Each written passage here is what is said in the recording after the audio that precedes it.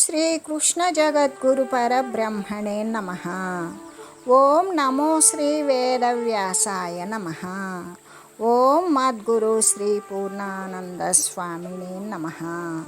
ఓం శుక్లాంబరధరం విష్ణుం శశివర్ణం చతుర్భుజం ప్రసన్నవదనం ధ్యాయేత్ సర్వవిఘ్నోపశాంతయే. ఓం వ్యాసాయ విష్ణురూపాయ వ్యాసరూపాయ విష్ణవే నమో వై బ్రహ్మనిధయే వాసిష్ఠాయ నమో నమః. ఓం నారాయణం నమస్కృత్య నరం చైవ నరోత్తమం దేవీం సరస్వతీం వ్యాసం తతో జయముదీరయేత్. శ్రీ భగవద్గీత సాంఖ్యయోగము. అయితే ఇక్కడ ఇంద్రియాలు అన్నింటినీ కూడా చక్కగా వశం చేసుకోవాలి. సాధకుడైనటువంటి వాడు, సమాధి స్థితి కలిగినటువంటి వాడు మనసు యొక్క స్థిరత్వము చేత నాయందే ఆత్మయందే ఆసక్తమైన మనసు కలిగి ఉండాలి. ఎలాగంటే ఎవని యొక్క ఇంద్రియాలైతే స్వాధీనమును ఉంటాయో అతని యొక్క జ్ఞానమే కదా స్థిరమై వెలయుచూ ఉంటుంది అని చెబుతూ, ఏ ఒక్క ఇంద్రియాన్ని నిగ్రహించబడకుండా మిగిలి ఉన్నప్పటికీ కూడా అది ప్రమాదానికి కారణమే అవుతుంది. కాబట్టి అన్ని ఇంద్రియాలను కూడా లెస్సగా వశపరుచుకోవాల్సిందే అనేటువంటి ఆదేశమే జరిగింది. ఎలాగంటే నిండుకుండా నీళ్లతో ఉన్నది, ఒక్క చిల్లి ఉన్నప్పటికీ కూడా నీళ్ళన్నీ కారిపోతాయి కదా. అలాగే ఒక దీపం వెలుగుతూ ఉన్నది, ఆ దీపం ఆరిపోకుండా ఉండాలి అంటే ఏ ఒక్క కిటికీ తెరిచి ఉన్నప్పటికీ కూడా దీపం ఆరిపోతుంది కదా. కాబట్టి ఇక్కడ ఏ విధంగా ఇంద్రియాలు మొత్తాన్ని కూడా మరి ఏ విధంగా ఇంద్రియాలు అన్నింటినీ కూడా నిగ్రహించకుండా మిగిలి ఉన్నప్పుడు అది ప్రమాదానికి కారణమే కదా. కాబట్టి అన్ని ఇంద్రియాలను కూడా లెస్సగా వశపరుచుకోవలసిందే అని చెప్పడమైనది. ఎలాగంటే కుండకొక్క చిల్లి ఉన్నదనుకో నీళ్ళన్నీ కారిపోతాయి కదా. అలాగే ఏ ఒక్క కిటికీ తెరిచి ఉన్నప్పటికీ కూడా దీపం మారిపోతుంది అని చెబుతూ, అయితే ఈ విషయమే మనకు స్పష్టమవుతుంది. రెండు సాధనలు ఉన్నవి. ఏంటవి సాధకునికి అంటే ఇంద్రియముల అన్నింటినీ కూడా విషయాల మీదకు పోనీయకుండా నిగ్రహించాలి. మనస్సుని రెండవది అయిన మనస్సును భగవంతుని యందు ఆత్మయందే సంలగ్నము చేయాలి. అంటే దృశ్యాన్ని నిరోధించడం, దృక్స్వరూపాన్ని ఆశ్రయించడం రెండు కూడా అవసరమే అని కదా తెలియజేయడం. అయితే ఇందులో మొదటిది అయినటువంటి దృశ్యాన్ని మాత్రమే నిరోధించి ఓరకనే ఉన్నట్లయితే అంత ప్రయోజనం ఉంటుందా? ఉండదు. ఎలాగంటే అటువంటి దృశ్యరహిత స్థితి గాఢ నిద్రలో మనుజునకు కలుగుతూనే ఉన్నది. కాబట్టి దానితో పాటు ఆత్మయందు నిలకడ అంటే ఆత్మధ్యానం కూడా ఉండాలి. అప్పు అనేటువంటిది తొలగాలి. అలాగే సొంతంగా కొంత ద్రవ్యాన్ని మిగుల్చుకోవాలి. అప్పుడే కదా జీవునికి శాంతి అనేటువంటిది కలుగుతుంది. అన్నీ చెబుతూ అప్పు తొలగాలి అంటే ఎప్పుడైతే విషయ విరక్తి అనేటువంటిది కలగాలి, రెండోది ఆత్మధ్యానంతో కూడి ఉండాలి అని చెబుతూ, అలాగే జీవునికి శాంతి కలుగుతుంది. అప్పుడు విషయ విరక్తితో పాటు ఆత్మచింతన కూడా తప్పకుండా ఉండాలి అనే కదా తెలియజేస్తూ ఉన్నది. వాసనాక్షయము, తత్వజ్ఞానము రెండు అవసరాలే అని సాధకుడు గుర్తించాలి. ఒకవేళ రెండవది అయినటువంటి ఆత్మధ్యానాన్ని మాత్రమే స్వీకరించి వశపడనటువంటి ఇంద్రియాలు చిత్తాన్ని బహిర్ముఖంగా ఈడ్చివేసేటువంటి ప్రమాదం ఉన్నది. కాబట్టి ఇంద్రియ నిరోధము, ఆత్మచింతన రెండు కూడా అవసరాలే అని తెలియజేస్తూ ఉన్నారు. ఎలాగంటే ఇక్కడ ఏదైతే ఉన్నదో, ఏ పరమాత్మతత్వం అయితే ఉన్నదో దృశ్యాన్ని వదిలివేసి దృక్స్వరూపమైనటువంటి ఆత్మతో కూడుకొనినటువంటి వాడే సమాధి నిష్ట యందు ఉండేటువంటి వాడు అనేటువంటి అర్థాన్ని స్ఫురింపజేస్తూ, శ్రీకృష్ణమూర్తి సాక్షాత్తు పరమాత్మ స్వరూపమే కాబట్టి నాయందు అని తెలిపినప్పుడు నాయందు ఆసక్తమైన చిత్తము కలిగినటువంటి వాడు, అలా చిత్తము కలిగి ఉండాలి అని చెబుతూ, అంటే ఆత్మయందు అనే మనం గ్రహించుకోవాలి. అంటే ద్వైత భావము కలిగినటువంటి వారు సగుణారాధకులు శ్రీకృష్ణుని యొక్క దివ్యమంగళమూర్తి మీద మనసును సంలగ్నం చేస్తారు.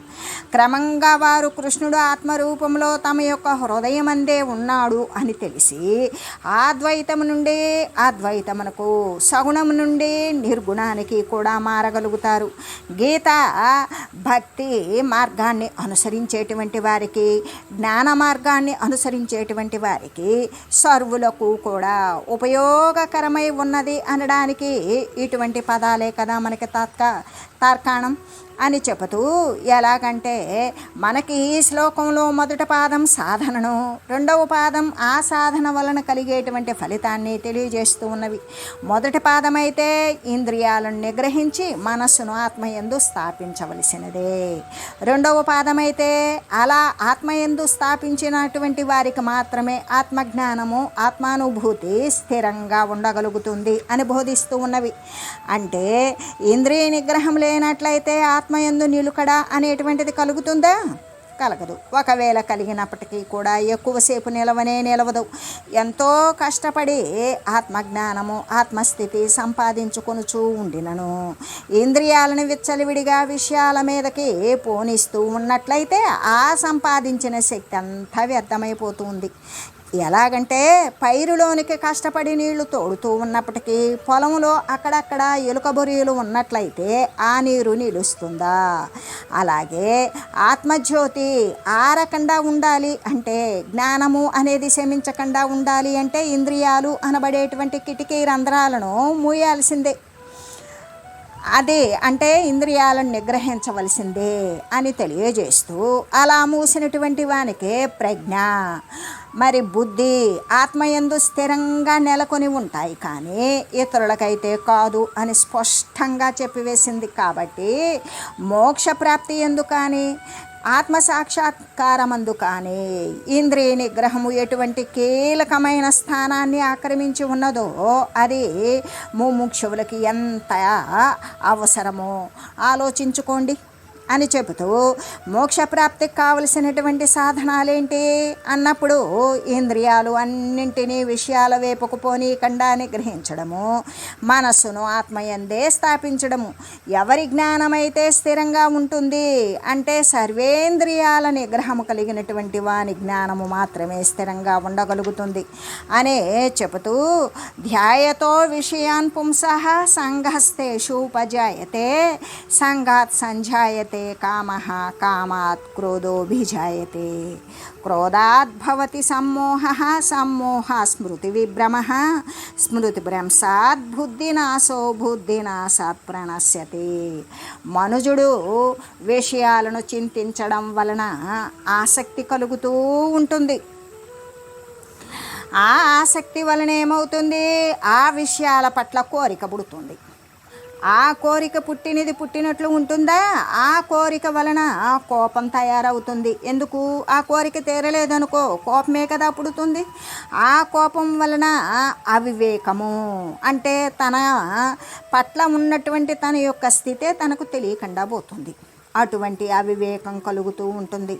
అవివేకం వలన తనను పరిసరాలను మరిచిపోతాడు. ఆ మరుపు వలన ఏమవుతుంది? బుద్ధి జ్ఞానం నశిస్తుంది. బుద్ధి నశించడం వలన పూర్తిగా చెడిపోయినటువంటి వాడే అవుతూ ఉన్నాడు అని చెబుతూ, అంటే దృశ్యమాన అంటే ఈ విషయ చింతన అనేటువంటిది ఎంతటి అనర్థానికి దారితీస్తుందో 2 శ్లోకాల యందు కూడా విశదీకరించబడింది. శత్రువు మిత్రునిలాగానే నటిస్తూ మెల్లగా లోపలికి ప్రవేశిస్తాడు. మొదట కొద్ది చోటు మాత్రము అడుగుతాడు. క్రమంగా వామనమూర్తిలాగానే విస్తరించి తుదకు తనకు చోటిచ్చిన వానిని హతమారుస్తాడు. ఎలాగంటే ఇప్పుడు వామనమూర్తి అదితి కుమారుడు. వామనమూర్తి ఇంద్రాదుల యొక్క అమరుల యొక్క కోరిక మేరకు అదితి కశ్యపులకు జన్మించి వామనమూర్తి ఆ బలి చక్రవర్తి దగ్గరకు అద్ది అయి వస్తాడు. 3 అడుగుల నేలను అడిగి 3 అడుగులతోటి భూమి ఆకాశాలు అతని పాదం మీద 3వ అడుగు పెట్టి పాతాళానికి తొక్కివేసినట్లుగానే ఈ విధంగానే అంటే మొట్టమొదటి ఎలా వస్తాడు అంటే ఆ యొక్క ఇంద్రాదులకి మేలు చేకూర్చాలి అనుకొని ఉత్పన్నమైన ఆ వామనుడు, ఆ త్రివిక్రముడు, త్రిలోకాలను కూడా విక్రమించినటువంటి వాడు ఆయన వాళ్ళకి అసురులకి శత్రువులే. కానీ ఎలా వచ్చాడు? ఒక భూమిని 3 అడుగులు మాత్రమే దానం అడగడానికి వచ్చినటువంటి, అర్థించడానికి వచ్చినటువంటి ఓటుల్లాగానే వచ్చాడు. అలాగనే ఈ యొక్క శత్రువు అనేటువంటిది ఎలా వస్తుంది అంటే మిత్రునిలాగానే నటించుకుంటూ వస్తుంది.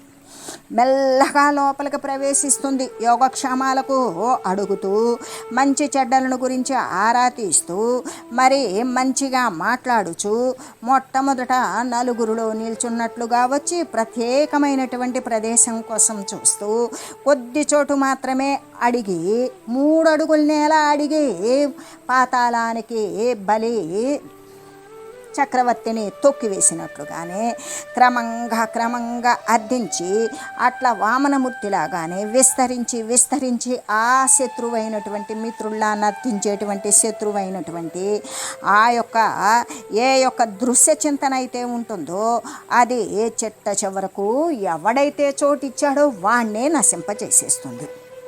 అందుకే మనకి ఇంగ్లీష్లోని ఒక సామెత ఉన్నది. ఏమని? Give me room to SIT down అంటే మొట్టమొదట నేను కూర్చోడానికి నాకు కొంచెం చోటు ఇవ్వండి. And I can make room to lie down, నాకు కూర్చోటానికి మాత్రమే చోటిస్తే సరిపోతుంది. పండుకోవటానికి చోటు నేనే తయారు చేసుకుంటాను, నేనే చేసుకోగలను అని మనసు అన్నట్లుగానే ఆంగ్ల సామెత కూడా అలాగే ఉంటుంది. అట్లాగే ఎందుకు ఆంగ్ల సామెత అని చెప్పబడింది అంటే వాళ్ళు వ్యాపార నిమిత్తం వచ్చారు. వాళ్ళు తయారు చేసుకున్నటువంటి వస్తువులు దేశ విదేశాలలో క్రయ విక్రయాదులు జరుపుకుంటూ అమ్ముకుంటూ వచ్చి ఒక దేశానికి కూడా గొడవలు సృష్టిస్తూ వాళ్ళ యొక్క మైత్రి సంబంధాలను చెడగొడుతూ వాళ్ళల్లో వాళ్ళకి వ్యతిరేకత కల్పిస్తూ ఒక ఆ విధంగా విస్తరిల్లి రాజులకి కలహాలు పెట్టి ఒక్కొక్క బలహీనమైన రాజ్యాన్ని స్వాధీనం చేసుకుంటూ ఈ విధంగా దేశమంతా ఆక్రమించినటువంటి ఇంగ్లీష్ వారి యొక్క ప్రతిభను గురించి చెప్పడం. మొట్టమొదట వ్యాపార నిమిత్తం వచ్చాము మేము, మా యొక్క వస్తువులను మీరు కొనండి, మీ ప్రజల చేత కొనిపించండి, మేము అమ్ముకోవడానికి ఒక హక్కును అధికారాన్ని కల్పించండి అని వేడుకోవడానికి వచ్చినటువంటి బ్రిటిష్ వాడు భారతదేశాన్నే కాదు అలాగా అనేక దేశాలను కూడా వాడి గుప్పిటి యందు పెట్టుకోగలిగినటువంటి స్థితి ఉన్నది. కాబట్టి అదేవిధంగా ఏ యొక్క విషయ చింతన అయితే ఉంటుందో ఈ ఇంద్రియాలను నిగ్రహించినటువంటి విషయ చింతన ఎటువంటి అనర్థానికి దారితీస్తుంది అంటే నేలను అడగడానికి వచ్చినటువంటి వామనమూర్తి బలి చక్రవర్తిని పాతాళానికి తొక్కివేసినట్లుగానే వ్యాపార నిమిత్తం వచ్చినటువంటి ఆంగ్లేయులు మరి భారతదేశంతో పాటు అనేక దేశాలను ఆక్రమించి వీరందరినీ బానిస వృత్తులకు చేసుకున్నట్టుగానే ఈ విధంగా విషయ భావన అనేటువంటిది స్వల్పంగా మనసులో ప్రవేశిస్తుంది. అదే కదా పెరిగి మనుజుణ్ణి అధోగతికి త్రోసేస్తుంది అని చెబుతూ, ఎలాగంటే ఈస్ట్ ఇండియా కంపెనీ వారు అంటే ఆంగ్లేయులు వీరు మొట్టమొదటది ఎలా వచ్చారు? వ్యాపార రీత్యా వచ్చారు. వ్యాపార రీత్యా వచ్చి మేము గుడారాలు వేసుకుంటాం, మా సొమ్ముని మా యొక్క వస్తువులని మేము తయారు చేసుకున్నది అమ్ముకోవడానికి తీసుకొచ్చుకున్నటువంటి వస్తువులను నిల్వ ఉంచుకునేటువంటి ప్రదేశాన్ని కాస్త కొద్ది స్థలాన్ని అడిగి తీసుకున్నారు రాజుల వద్ద. కానీ కొంతకాలానికి వారు ఏం చేశారు? దేశ విదేశాలు తిరిగారు. ఆ రాజ్యంలోనే రాజులకి గొడవలు సృష్టించారు. తర్వాత వారు బలహీనమైన రాజ్యాలను వారు వశం చేసుకుంటూ వచ్చారు. అలాగా ఇంకొకరికి కూడా అటువంటి ఆ విధంగా దేశాలలో కూడా విస్తరిల్లి చివరకు బలపడి తమకు నేల ఇచ్చినటువంటి భారతీయులనే తుదకు అణగద్రొక్కి వేశారు. అలాగే విషయ సంకల్పం కూడా ఏం చేస్తూ ఉన్నది అంటే అది స్వల్పంగా మనసులో ప్రవేశించినట్లే ఉంటుంది. కానీ తర్వాత పెరిగి ఎవరైతే ఆశ్రయం కల్పించారో అటువంటి మనుజుల్ని అధోగతికి త్రొక్కివేస్తుంది. అలాగే మొదట మనుజునికి ఏ సంకల్పము ఉండదు, అస్సలు ఉండదు. అయితే నెమ్మదిగా ఏదో ఒక దృశ్య వస్తువును గురించి చింతించడం ప్రారంభిస్తాడు. అప్పుడు దానితో మనసుకు ఒక విధమైనటువంటి అటాచ్మెంట్ అంటే సంబంధం ఏర్పడుతుంది. అంటే మొట్టమొదట ఏ సంకల్పం లేనటువంటి మనసు ఎలా ఉంటుంది? శుద్ధమైన మనసు. ఆ మనసుకు ఏ యొక్క సంకల్పము లేకపోవడం చేత అది శుద్ధంగానే ఉంటుంది. కానీ అది దృశ్యమాన జగత్తులో ఉండబట్టి ఏదో ఒక వస్తువులను చూసిన వాటిని గురించి అది ఒకంత చింతించడం, ఆలోచన చేయడం మొదలు పెడుతుంది. ఎప్పుడైతే అది ఆలోచన చేయడం మొదలుపెట్టిందో దానితో ఒక రకమైనటువంటి దృశ్యమాన జగత్తుతోటి, విషయాదులతోటి ఒక సంబంధం ఏర్పడుతుంది. ఆ సంబంధమే ముదిరిపోతుంది. మొట్టమొదట బాగుంది అనుకుంటుంది, అంతవరకు ఉండదు. అది నా సొంతమైతే బాగుంటుంది అని ఆ వస్తువుని అనుభవించాలి, సొంతం చేసుకోవాలి అనేటువంటి కోరికగా మారిపోతుంది. అలా దానినే ఏమంటారు అంటే కామము. కామము అంటే లైంగిక సంబంధమైనటువంటి కోరిక మాత్రమే కాదు. ఏ వస్తువును సొంతం చేసుకోవాలి, ఏ వస్తువును పొందాలి, ఏ వస్తువునైనా తన సొంతంగా చేసుకోవాలి అనుకున్నప్పుడు అది కామమే, కోరికే అంటారు. కాబట్టి అటువంటి కోరిక చాలా చెడ్డది. మొట్టమొదట చూసినప్పుడు నిమ్మలంగానే ఉంటాడు. చూసేదానికి ముందు కూడా ఏ విధంగా అసంకల్పితంగానే ఉంటాడు. ఆ అసంకల్పన కాస్త సంకల్పంగా మారి ఆ దృశ్య వస్తువును చింతించడం ప్రారంభించి దానితో ఆ చింతనలోనే మనసుకు ఒక విధమైనటువంటి సంబంధం ఏర్పడి ఆ సంబంధమే ముదిరిపోయి ఆ వస్తువును అనుభవించాలి అనేటువంటి కోరికగా మారిపోతుంది. దానినే కదా కామము అంటారు. అది ఎటువంటిది? చాలా చెడ్డది. అందుకే ఏమన్నారు అంటే మహాపాప్మ అంటే చాలా పాపిష్టిది అని కదా భగవానుడు తెలియజేసి ఉన్నారు. ఎలాగంటే ఒక ఇంటిలోకి పాము వచ్చింది, మరి లేదా ఒక ఇంటిలోకి దొంగ వచ్చాడు. వాళ్ళు ఎంత అపకారం చేస్తారో. ఇంట్లో పాము దూరితే ఏమవుతుంది? అది అపకారం చేస్తుంది. అపకారమే కాదు, అది ఎక్కడ దూరింది, ఏ వస్తువుల్లో ఉంది, ఏ కిటికీలలో ఉంది, ఏ తలుపుల వెనక ఉంది, ఏ అల్మారాల్లో దూరింది, ఏ కబ్బోర్డుల్లో దక్కుంది అనేటువంటి కంగారుతో వాడికి నిద్ర ఆహారాలు ఉండవు. పాము ఇంట్లోకి దూరితే వానికి ఎంత ఇబ్బందికరంగా ఉంటుందో అలాగే దొంగ అనేటువంటి వాడు ఒక ఇంట్లోకి జొరబడినప్పుడు వాడు ఎంత అపకారం చేస్తాడో. ఎందుకు? ఆ గృహస్థు సంపాదించుకున్నటువంటి విలువైన వస్తువులన్నీ దోచుకొని పోతే ఆ గృహస్థు దేనికోసం, ఏ అవసర నిమిత్తం ఆ వస్తువును సంపాదించుకున్నాడో ఆ సంపాదించుకున్నటువంటి విషయాన్ని వాడు దేనికోసం ఖర్చు పెట్టాలో అది కాస్త పోగొట్టుకుంటే వాడి యొక్క శ్రమ మాత్రమే మిగులుతుంది. కానీ వాడు శ్రమ ప్రకారం సంపాదించుకున్నటువంటి వస్తువు అయితే మిగలదు కదా. దానివల్ల వానికి అపకారమేగా. మళ్ళీ అటువంటి వస్తువును సంపాదించుకునేటువంటి ఆ అవకాశము కానీ ఆ ఓపిక కానీ మళ్ళీ వానికి ఉండకపోవచ్చు. అలాగే ఈ హృదయంలోకి కామము అంటే కోరిక అనేటువంటిది జొరబడినప్పుడు ఏమవుతుంది? అంత కీడు చేస్తుంది. ఏ విధంగా కీడు చేస్తుంది అంటే ఇంటి నుండి సర్పాన్ని, దొంగను బయటికి తరిమి వేసేలాగానే ఈ కామ పిశాచాన్ని కూడా హృదయమున ప్రవేశించిన వెంటనే బయటికి సాగనంపాలి. ఎలాగంటే ఇంట్లోకి పాము వచ్చింది, ఆ పాముని కర్రలతో కొట్టడమో నెట్టివేయడమో ఏదో ఒకటి చేసేసి దాన్ని ఇంటి నుండి గెంటివేయాలి. అప్పుడు మాత్రమే గృహస్థు మరి సుఖశాంతులతో ఉంటాడు.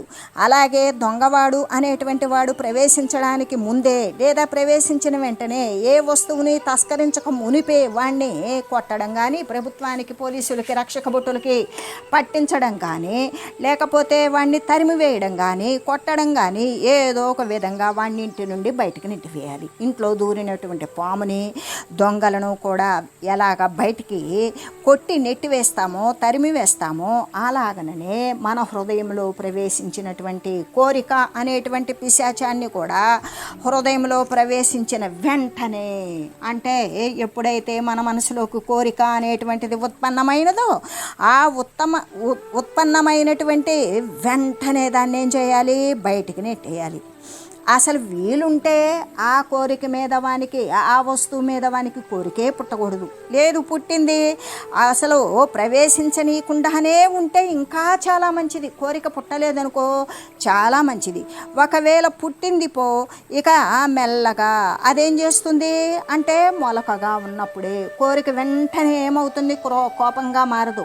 ఆ వస్తువు లభించేదాకా ఎదురు చూస్తుంది, నిరీక్షిస్తుంది. ఆ నిరీక్షించే సమయంలోనే కోరికను తీసివేయాలి. ఈ వస్తువుతో మనకు అవసరం లేదు, మనకి ఎంత కావాలో అంత దైవం ప్రాప్తింపజేసింది కాబట్టి ఈ వస్తువుతో మనకు అవసరం లేదు అని మనం దానిని వెంటనే నెట్టివేయాలి, త్రుంచివేయాలి.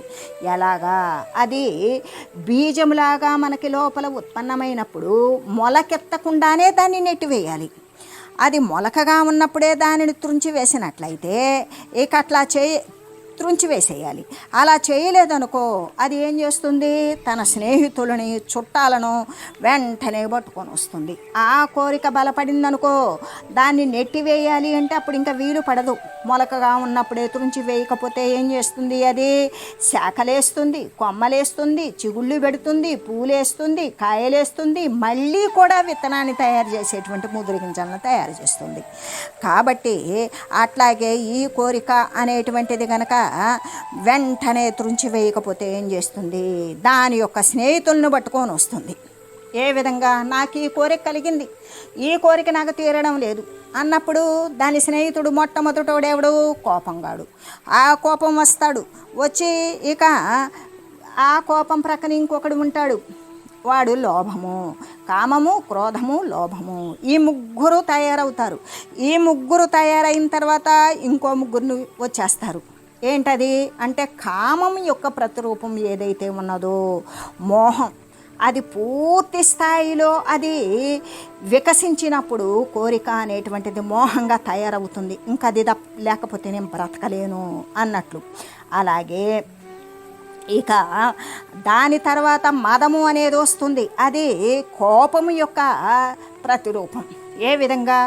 నేను దాన్ని ఎలా అయినా సరే సాధించాల్సిందే, సాధించకపోవడానికి కారణం ఏమిటి, ఇది నాకే సొంతం, ఇది లేకపోతే నేను అస్సలు ఉండబట్టలేను, ఎన్ని నష్టాలు ఎన్ని కష్టాలకు వచ్చి వీలైతే అవతల వారిని చంపివేసైనా సరే నేను ఆ వస్తువును పొందవలసిందే అనే మదంతో హోంకరిస్తుంది. ఆ తర్వాతది చిట్ట చివరిది మాశ్చరం. అది దేని యొక్క? లోభం యొక్క ప్రతిరూపం. ఏంటి? ఇది నా వస్తువే అని లోభత్వంతో ఉన్నటువంటి వాడు మాత్రమే మత్సరం చెందుతాడు. ఇది నాకు కాకపోతే ఇంకెవడికి చెందుతుంది, ఇది నేను మాత్రమే సమకూర్చుకోగలిగాను, మరొకటి దీన్ని సమకూర్చలేడు అనేటువంటి మత్సరింపు అనేది తయారవుతుంది. అంటే కామక్రోధ లోభ మోహ మద మత్సరాలు అనేటువంటి స్నేహితుల్ని చుట్టాలని వెంటేసుకొని వస్తుంది. వచ్చి తన పక్షాన్ని బలపరుచుకుంటుంది.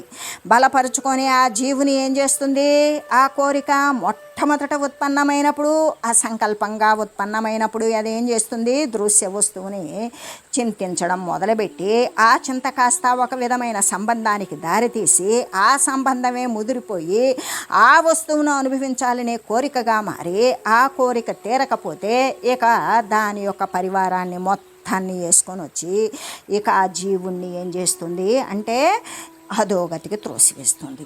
ఈ ఘట్టమంతా కూడా ఇక్కడ ఎంత చక్కగా విచిత్రంగా సుందరంగా ఆ మహనీయులు అయినటువంటి గీతాచార్యులు ఆ పరమాత్మ చేత ఎంత సుందరంగా చిత్రించబడింది అంటే ఇది సాధకులకు అతి ముఖ్యమైనటువంటి విషయం. ఎలాగంటే మనుజునికి శత్రులు ఎవరో, వారు ఎట్లా లోపలికి ప్రవేశిస్తారో, ఎట్లా బలపడతారో, జీవుణ్ణి ఎట్లా కూలద్రోస్తారో, వారిని జయించడం ఎలాగో ఆ విషయాలన్నీ కూడా కూలంకషంగా ఇక్కడ చర్చించబడినవి.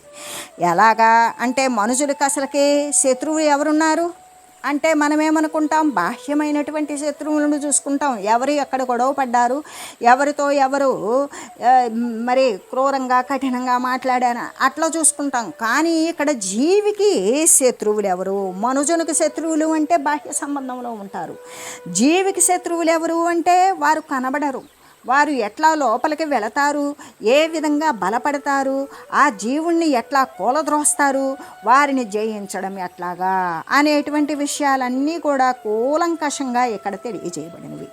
ఎలాగంటే కామము అంటే కోరిక అనేటువంటిది హృదయంలో ప్రవేశించగానే వెంటనే ఏం చేస్తుంది? క్రోధము కూడా రంగస్థలానికి ఈడుస్తుంది. అంటే కోరిక తీరకపోతే దానికి క్రోధాన్ని ఆశ్రయిస్తుంది. ఈ కోరికను నేను ఎందుకు పొందలేకపోతున్నాను, నేను ఇష్టపడినటువంటి వస్తువుని ఎందుకు నేను చేకూర్చుకోలేకపోతున్నాను, కాబట్టి ఇదంతా కూడా నాకు కావలసిందే, కాబట్టి నువ్వు సాయం రా అని కోపాన్ని తీసుకుంటుంది. అంటే రంగస్థలానికి ఎవరిని ఈడుస్తుంది? కోపాన్ని కూడా ఈడుస్తుంది. ఈ కామము క్రోధము అనేటువంటి ఇద్దరూ కూడా ఎటువంటి వారు అంటే పరమమిత్రుడు. ఒకరిని వదిలి మరొకరు ఉండరు. అంటే అటువంటి మంచి స్నేహితులు ఒకరిని విడిచి మరొకరు ఉండజాలనటువంటి సన్నిహితత్వం ఏదైతే ఉన్నదో అది ఈ కోరికకు ఈ కోపానికి ఉన్నటువంటి సన్నిహితత్వం వీరి యందు ఉన్నది. కాబట్టి కోరిక కలిగినప్పుడు దానిని అనుభవించడంలో అడ్డు పెట్టిన వారి మీద ఏమొస్తుంది? కోపం పుడుతుంది. అంటే వీడి వల్ల నాకు ఈ కోరిక తీరలేదు, వీడి వల్ల నాకు ఆ వస్తువు సంక్రమించలేదు, లేకపోతే ఆ వస్తువు నేను సునాయాసంగా లబ్ధి పొందేవాడిని, కాబట్టి ఇదిగో ఫలానా అనేటువంటి కోపం ఉత్పన్నమవుతుంది. ఆ కోపం ఎటువంటిది? కళ్ళు త్రాగితే కనుక అంటే మత్తు పదార్థం సేవించినటువంటి వానికి వాని యొక్క శరీరావయవాలు వడలు పరిసరాలు మర్చిపోయినట్లుగానే కళ్ళు ఎలాగంటే ఎర్రబడిపోతాయి, చిత్తం కూడా వికలత్వాన్నే పొందుతుంది. ఇంకా మంచి ఏమిటి చెడేమిటి అనేది మైమరిచిపోతాడు. అంతేకాదు ఆవేశంతో నిండిపోతాడు. ఇంకా కూడా దెయ్యం పట్టిన వాడి చందంలాగానే ప్రవర్తిస్తాడు. కాబట్టి క్రోధం వలన ఏమవుతుంది? సమ్మోహం అంటే మరుపు కలుగుతుంది. నేను ఎవరిని ఏ విషయంలో ఎందుకు ఇంత ఆవేశపడుతున్నాను అనేటువంటి స్పృహని లేకుండా చేస్తుంది.